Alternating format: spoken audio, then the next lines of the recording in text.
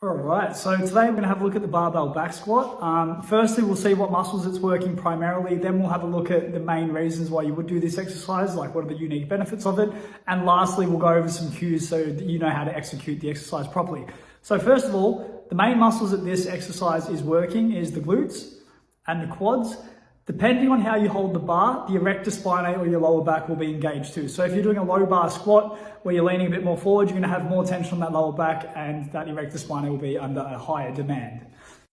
So why would you want to do this exercise? Well, first of all, it's a compound movement, which means you're using multiple joints and multiple muscles to execute this action properly. So you're going to get a lot more bang for your buck if you compare it to like a bicep curl or a lying leg curl or something like that.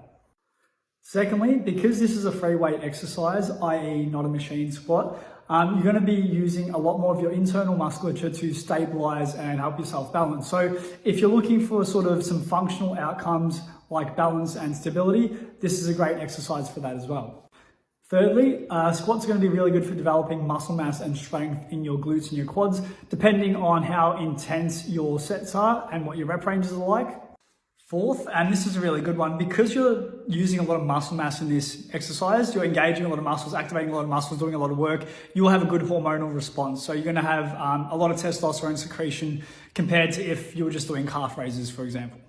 And lastly, if your goal is to burn fat, this is a great exercise for burning fat as well. It's got a really high energy demand. So in one study that looked at a group of people doing 3 sets of squats for 10 reps at 60% of their 1 rep max, so pretty much their 12 rep max, it was found that they were on average burning 300 calories or 1,200 kilojoules for those 3 sets of squats, which is like, that's fucking big. That's good. Next up, let's have a look at how to execute this bad boy properly. So have the bar resting sort of high up on your traps.